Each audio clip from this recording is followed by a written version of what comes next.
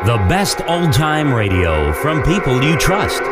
The Radio Nostalgia Network, where the oldies are still young. In the dream, you are falling, lost in the listening distance, as dark locks in. Let me put it this way. It's a marriage of convenience only insofar as my convenience is concerned. I won't give you a divorce because I don't want a divorce. It's that simple. I find you a perfectly useless wife, but, rather surprisingly, an excellent mother. Rebecca needs us both, so you will stay. You'll always stay, unless I change my mind. If you leave me, I will gain custody of Becky. You can be sure of that. And when I do, you will never see her again. You can go to as many lawyers as you like, and they to as many courts, but you will never see her again. Believe me. You're an infant, Anne. Just a kid in the games people now play. I grew playing those games, which is why I always win. Sorry. I'm sorry. What did you say? Your husband's Canadian. I was wondering if your husband was Canadian. Yes. Canadian. Following on later, then? Is it much further, Mr. Fuller? If you bend your head a little, you can just see it through the trees. Do you think you might stop? Sorry?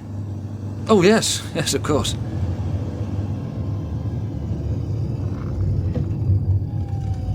It's a good view from here, actually. You can't see the outbuildings, but... How long has it been empty? Oh, getting on for 18 months. Mrs. Harding lived there before for years. She lived alone? As far as I know. She didn't need all the rooms, then? Most of them hardly need any attention. We have made an allowance. Did she live upstairs? She was getting on a bit. I think she preferred... Not to? I expect so. Right, shall we go on?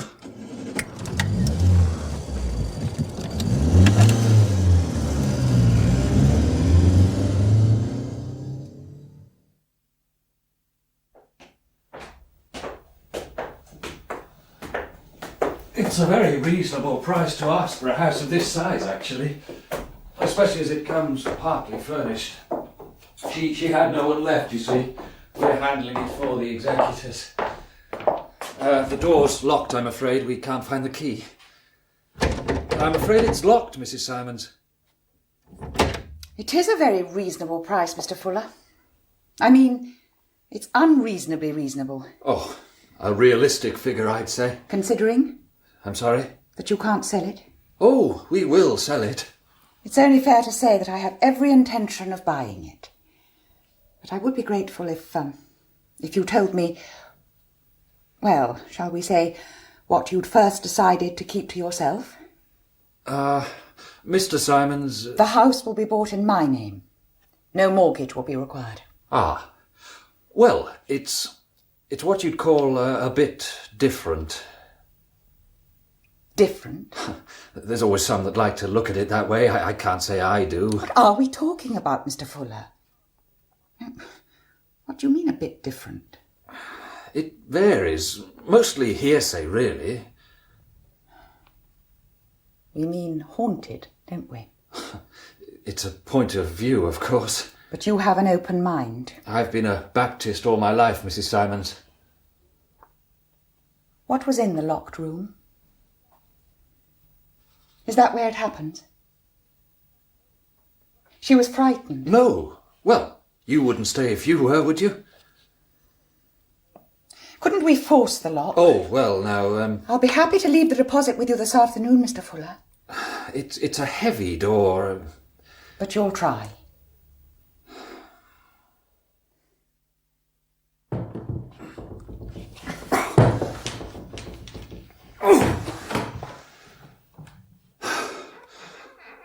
Well, it's as you see. Yes. Yes, I know. Yes, I guess it was the money. It was the best thing you had to offer. Oh, don't tell me you didn't realize. It wasn't as if I paid you that much attention. People have always been unkind to you, haven't they, Anne? But then that's what you want, isn't it? That's what makes it so enjoyable for them. Every night? No, just sometimes. What sort of noises? Well, I never went into it, to tell you the truth. She used to tell my sister about it mostly. That's how I heard. They were quite friendly, Marjorie and Mrs. H. Shared an interest in African violets, you see. Marjorie's always been one for the African violets. Did she ever see anything? Mrs. Harding? Kept the door locked, hardly went upstairs. No, I don't think she ever saw anything. Mrs. Simons, do you mind if I ask you something? Why I want to buy the place? You were right, you know. I can't sell it. That's really rather honest of you, Mr. Fuller. You don't want me to buy it. Somebody has to, I suppose. Especially not me, would you say? Well, you knew about it, didn't you?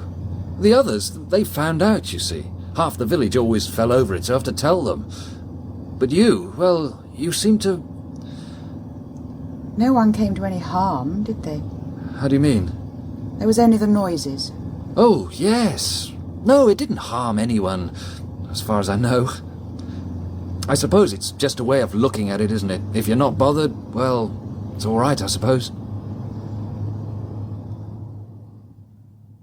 When there's nothing left between two people, or perhaps simply nothing to begin with, it creates a kind of space.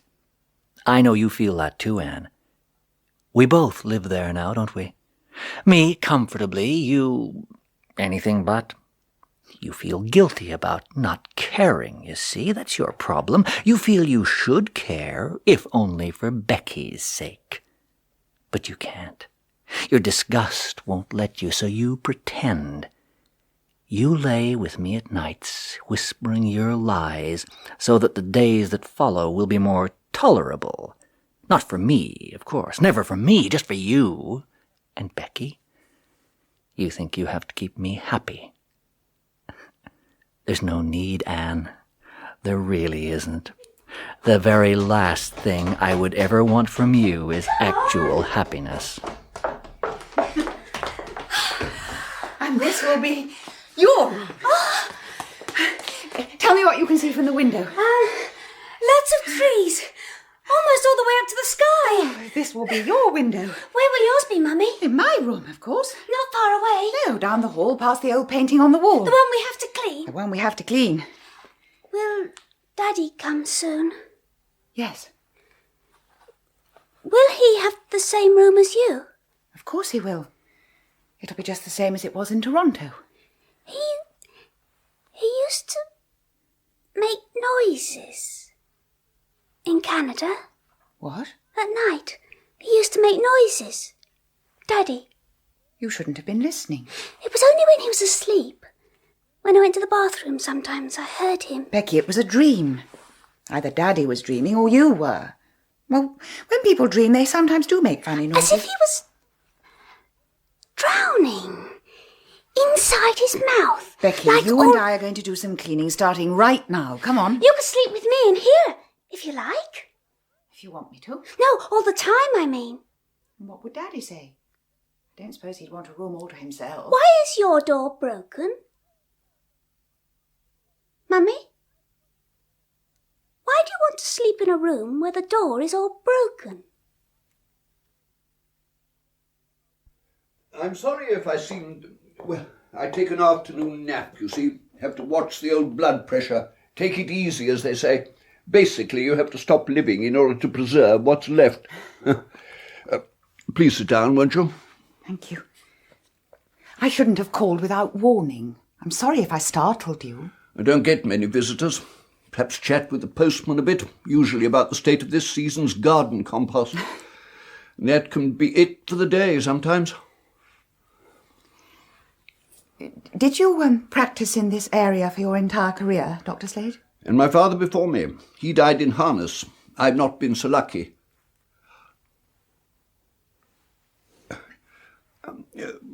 Can I offer you some tea, perhaps? I really only came to introduce myself. We're each other's sole neighbours, after all. I'm sorry. Have I said something? You were staring. You bought the place, then? The house? Yes. We hope to move in properly when my husband arrives. He's in Canada at the moment. The previous owner, Mrs. Harding, I understand she lived at the house alone. You were her doctor, weren't you? Yes. She lived on the ground floor only. She was arthritic. I advised her not to tackle the stairs. Can I ask you a direct question? Would you mind? What I mean actually is, will you give me a direct answer? You won't ever visit us, will you? You've no intention of setting foot in that house again. Fuller told you that? He said only that you'd heard, well, what people do here. I can't claim uniqueness on that score. Quite a few had. Peggy Harding lived with it for years. She didn't mind? She didn't mind? It ceased to be a problem for her. I mean, if your central heating plays up occasionally, you don't turn a hair, do you? It's only the not being able to put a name to the noise that disturbs. Unease is often due to no more than a lack of adequate explanation, don't you think? Besides which, her hearing wasn't up to much. Fuller said you saw them. He said you went up to the room. The noises were particularly bad that night. Mrs. Harding had phoned you. He said you saw them. And you are suggesting that I shouldn't have believed what I saw? No, I didn't say that. You know, as a doctor, you become quite familiar with the fact that people can, given the circumstances, see things that aren't actually, well, real, shall we say. Put enough gin down someone for a set number of years and you'll produce the effect beautifully. It rather depends what we mean by real, I suppose. I've often wondered, is it real because we see it, or is the reality lying there, waiting to be discovered? I don't know. Of course you don't. Who does? But you believe what you saw? What I saw left me little choice, Mrs. Simons.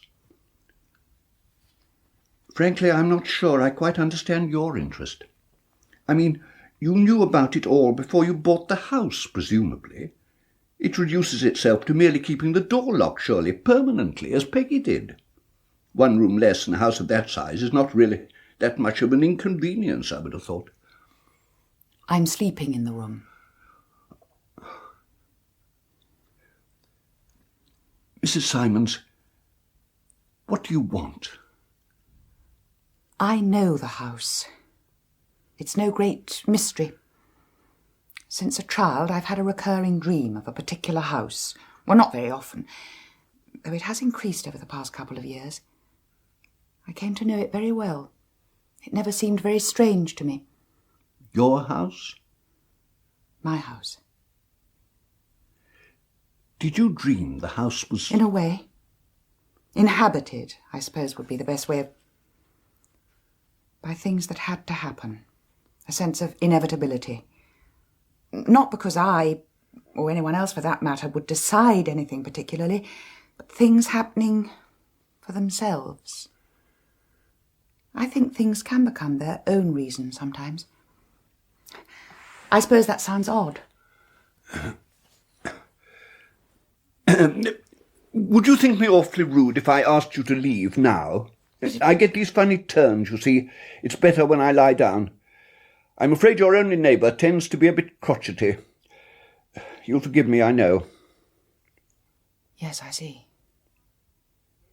May I call again? No, Mrs. Simons, I don't think so. I don't understand. neither do I, frankly. What did you see in that room? I have asked you to leave on the pretext of a perfectly feeble excuse that both of us realise has nothing at all to do with what I actually mean. It was an attempt to preserve courtesy, Mrs. Simons. If you take that from me by your continual insistence, I shall be reduced to rudeness, and that is something I would genuinely regret. But what has been said?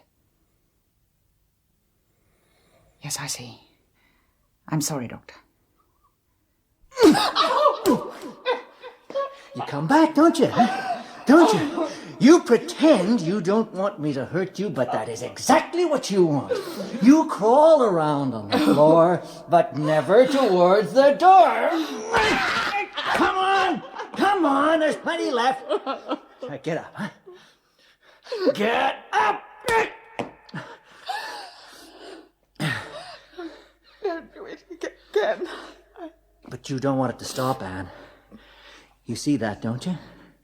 You plead with me for escape, but you'd kill me if I ever let you go. Oh, that's it, isn't it? Of course. Your festering little secret. You want me to kill you, don't you?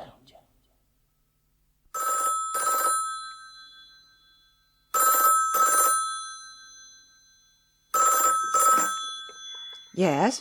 Mrs. Simons, Alex Slade. Oh. 3 things, really. Firstly, an apology for my boorishness the other day. No excuses, just the apology. Ill-mannered and no two ways about it. Secondly, any chance of getting called Alex, do you think? You know, Depends pretty much on whether the apology washes, I suppose. Finally, what about a spot of dinner somewhere to make suitable amends? I think we should share the apology, Dr. Alex. I was visiting largely on false pretences. Yes, you were. But thinking it over, and I'm not so sure you had all that much choice, really. Dinner will get you a better explanation. I can't leave Rebecca, I'm afraid. Lunch, then? Couldn't you come out here to supper? You won't come to the house. If I can call you Anne, it's a deal. Tonight, then. About 6. Well, I haven't the slightest idea what I've just eaten, but it was the best meal I've had in years. It was a Moroccan recipe, actually. Good God. Well, never mind. Seemed rather odd to be laying a table that wasn't my own. Even the cutlery was Mrs. Harding's. Funny little tablecloths she always had, Peggy. Her mother made them, you know. Crochet or something. Never fitted anything. Used to train dogs. Mrs. Harding? Her mother. Kerry Blues, sort of large terrier. The place used to stink to high heaven. The garden's full of them, you know, buried them all over the place. Funny woman. Had a lot of shares in Russian railways or something. Wouldn't talk about it much. Pre-revolution, you see. Lost the lot. We jumped off on rather the wrong foot, didn't we, Alex? I'm genuinely sorry for my part. Same here. Oh, there's still a good half bottle to go. Shall we finish it, do you think? I won't for the moment. Oh. Are we going to be completely frank with each other? I expect so. It would be difficult to be much else on this vintage. When we first met, I asked I you... think I must ask you something first. It'll probably sound a bit, well, personal. You'll just have to take it on trust that it might have some bearing on what you want to know. Are you happily married, Anne? My marriage is like sitting in a very cold room. A room made empty by another's company. I will have that glass of wine. Ah, good. Is that all? I polished off the rest, I'm afraid. I'm sorry. Is that all you want to know? Oh. You've slept here? I've been sleeping in the room, yes. You know that. And? Nothing. Nothing has happened, Alex. I've slept more soundly than I can ever remember. When is your husband... Next week. I don't have the exact date yet. What then do you want to know from me? What you saw, I suppose. I'd gone to bed fairly early. Ruthie, my wife, had stayed up because the cat had gone missing or something. Anyway, I must have dozed off because the next thing I remember was her nudging me awake. The phone was ringing. It was getting on for 2 a.m. It wasn't as if I was even on call. It was Peggy Harding. I'm sorry to call you, but they're very strong tonight. I can hear her voice now. It was the first time I'd known her to sound concerned. But you knew about it before? Oh, yes, we'd all lived with it for years. It's surprising what you get used to. Though I'm damned if I know how Peggy stuck it out alone. What happened? She was in front of the fire when I got there, downstairs, huddled. It wasn't cold. She just looked at me. She was always very matter-of-fact, was Peggy. Didn't treat it exactly as a joke, but never made too much of it either. But that night she was... Well, I just wish she hadn't looked at me quite like that. I hadn't been in the house a few minutes when the noise became even worse. Banging. Thumping, really, and dragging. Dragging something. In the room? Only in the room? It was always in the room. I think they want someone to go up, Peggy said. I think it's their way of asking. I remember thinking what she meant by they. How she knew I didn't ask. I didn't want to know, really.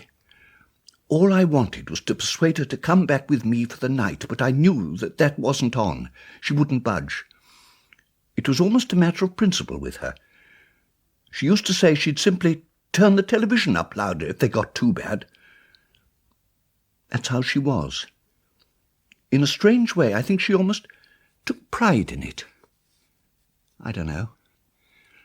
And then you went upstairs? No, I sat with her by the fire, delaying the inevitable, I suppose. We talked a little, but it was no good. There were voices then. No words, really, just... Peggy had hold of my arm. For someone with arthritis, she had a grip like a spanner. If you don't go up, they'll come down. I know that. I couldn't bear it if they came down, she said. As soon as I reached the landing, they stopped. They knew I was coming. And I knew they knew. When I opened the door, they were as clear as day, 2 of them, over by the window. It was difficult to understand. They were... One of them, the man, was on the bed. The other one had I think it was a chisel in her hand. She had used it. It seems absurd to say he was dead. She turned as I entered and smiled. I couldn't have moved then if I'd wanted to. I simply didn't know how. She lifted the chisel, showing it to me, almost proudly, I thought later. She knew who I was, you see. I think somehow she felt I would appreciate her work. It was all so very matter-of-fact. I think it was that which terrified me the most. The casualness. And the man? I didn't see the man, clearly. I didn't go near. She sat in the chair, the rocking chair, still smiling. Sweetly, almost. But he wasn't dead, you see. Not quite.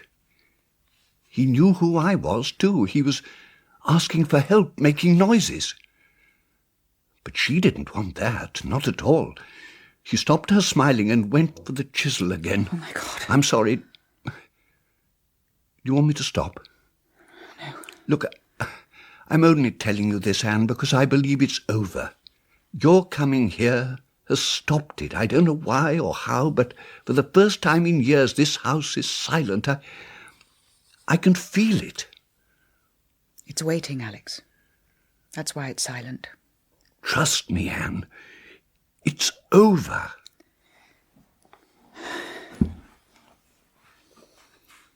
Sherry? It's all that's left, I'm afraid. A fellow advocate of the medicinal binge. It has been known.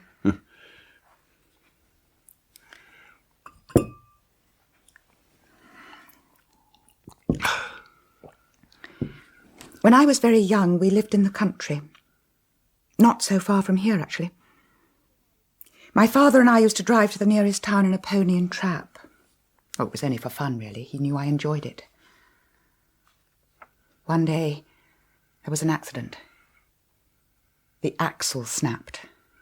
My father was pulled from the seat by the pony. He was caught up somehow on the spokes of the broken wheel. I could only watch, listen to the noises he was making.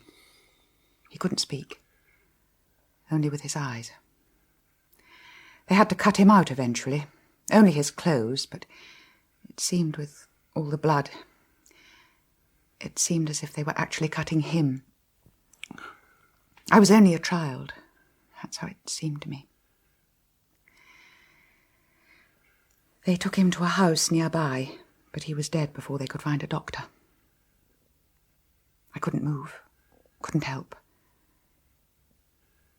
It was soon after the accident that I first began dreaming of the house. That might explain a lot, you know. Perhaps your dreaming down the years somehow, well, haunted this place. It made your pain come alive in a very peculiar way. It wanted life. It wanted to be seen in a way that it had not before. It took form in those figures. They existed on behalf of your guilt, I suppose. Now it's out in the open. There's simply no need for them anymore. Your considered diagnosis, Doctor? Well, if it's wrong, Anne, it can't be far out. It fits the facts, such as they are. Look, nothing has happened since you arrived. You said so yourself. But I was expecting it to. Inside. The dream had gone. There was nothing left. What you were expecting was no more than the memory of what you've been living with for years. How can you be so sure? Well, I'm not. And if you're wrong? So what? Anne, nothing is happening. Last night, apparently, they took him into the cottage hospital, but I believe they're moving him to the general later in the day. Is it serious? Yes, I think it probably is. It's the old trouble, you know. Thank you for calling, Mr. Fuller. It was nice of you. Oh, not at all. Thought you'd want to know. Anyway, how are you settling?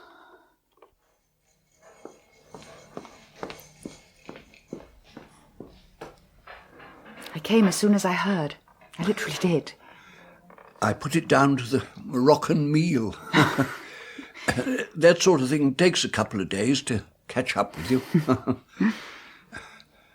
Rebecca? In the car. I'd even let her use her watercolours on the front seat. Oh. I'm glad you came. I never was as good as I looked, you know. You always looked awful. It's about as bad as can be, actually. Damn silly. A dying doctor on their hands, and still I have to suffer their professional tact. I'm sorry, Alex. There was something I wanted to say. I wasn't going to, you see, but now, well, that night, Anne, in the room at the house, and the woman I saw was you. I don't understand. I'm not sure I do. But I recognized you unmistakably when we first met. But the fear of God upped me at the time. I didn't know then what I know now, you see. It was you, Anne. And the Well, there was someone else, though, on the bed, wasn't there? Your father. My father? After the accident, they took him to the nearest house, remember? What was that house like? Oh, Alex, I was only a child. They laid him on a bed. You told me. You felt guilty about that all your life. You thought you'd killed him, or at least had been the cause of his death. How did they free him, Anne? What? From the wreckage of the cart. How did they get him free? I don't know. Someone used a fence post as a lever. Oh, there was a local workman. He had tools. He used a chisel, didn't he? The chisel I saw in your hand that night. The dream is over, Anne. I don't know why or how, but it has stopped. There can only be peace left for you now.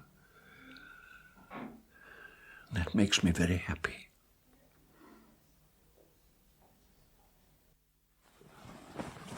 Is Dr. Slade dead? I wish you wouldn't always untuck your blankets. Yes. Did he tell you the story, Mummy? All of it? What? Yes. He told me the story, Becky. Didn't he know then? Didn't you tell him, Mummy? You should have told him really, you know. Now he'll never know. It was my money, Ralph. The implication being that you actually know what to do with it, I suppose. I'm sorry you're annoyed, but I actually like the house. So do I. Well, you don't have to travel from it. Or in this case, to it. There was no other way I could let you know in time. You were already in flight. I left a message at the airport. It's the best I could do. The best you could do would have been to have met me. Who was this Alex Slade, anyway? Our neighbour. There was no one else to go. I felt I knew him. It was just the priest and a couple of locals. It was very sudden. And how's my Becky been? Good. Have you missed Daddy? Yes. You've excelled yourself, Anne. She's even less communicative than usual. Get ready for bed now, Becky. I'll be up soon. Yes, Mummy. Rising, the child leaves the room, dutifully ignoring her father as she goes. The meal was very good. Thank you. Shall we go to bed? Oh, it's too early. I never sleep if I go to bed early. You always had such a picturesque form of refusal. It suits, actually. Well, I just thought that... Ah, yes, I know you. Just thought. I'm sorry about the airport, Ralph. You simply preferred attending the funeral of a stranger to meeting your husband. There's no problem. I felt I owed it to him. Were you lovers? What? No.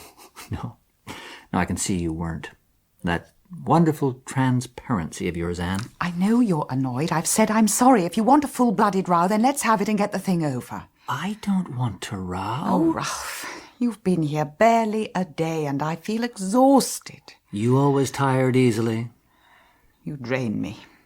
I really must stop, mustn't I? It never stops. You know that. It's war, open and pitiless. I hate you, Ralph. Yes? Well, then why? Why stay together when... We need to, my love. It's a terrible thing to say. I can't offer you an explanation, merely a feeling. Of pleasure, I suppose, enjoyment anyway.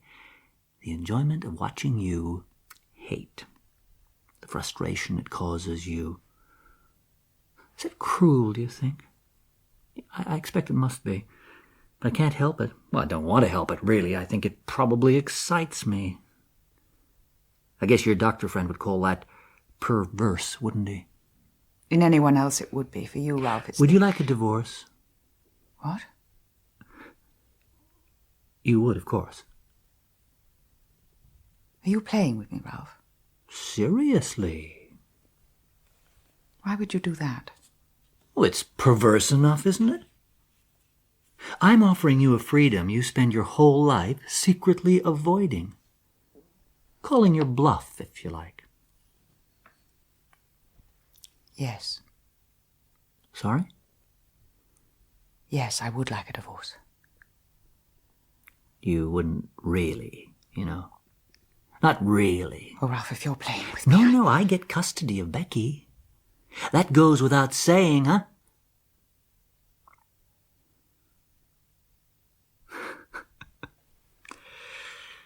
Shall we go to bed now?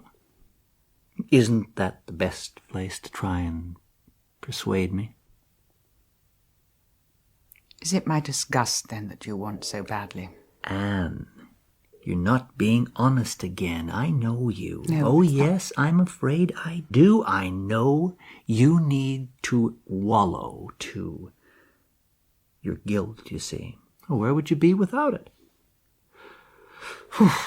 I have to be in London in the morning. I won't be back late.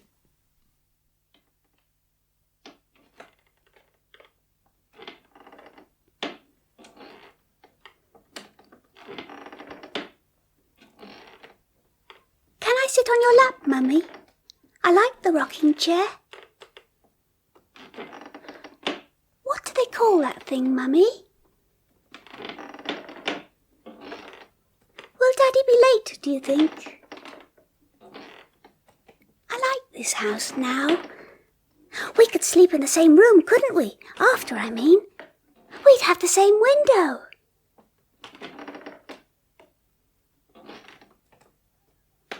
I'll go downstairs when Daddy comes, shall I? Just for a little while. Then I'll come and see you again.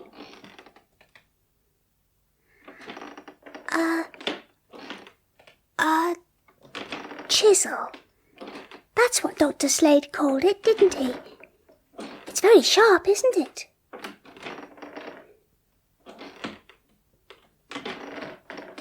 He knew it was you, didn't he, Mummy?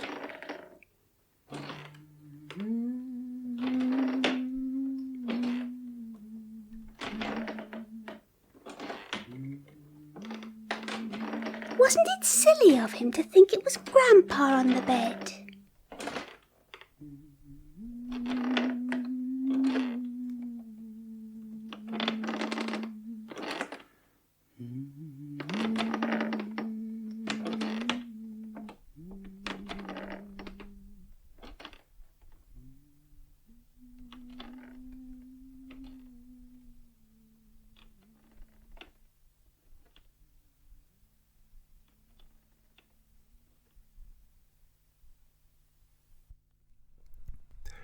In Figures by Colin Hayden Evans, Anna Massey was Anne, Blaine Fairman was Ralph Simmons, Jill Lidstone was Rebecca Simmons, and John Strickland was Peter Fuller. The director was Ian Cotterill.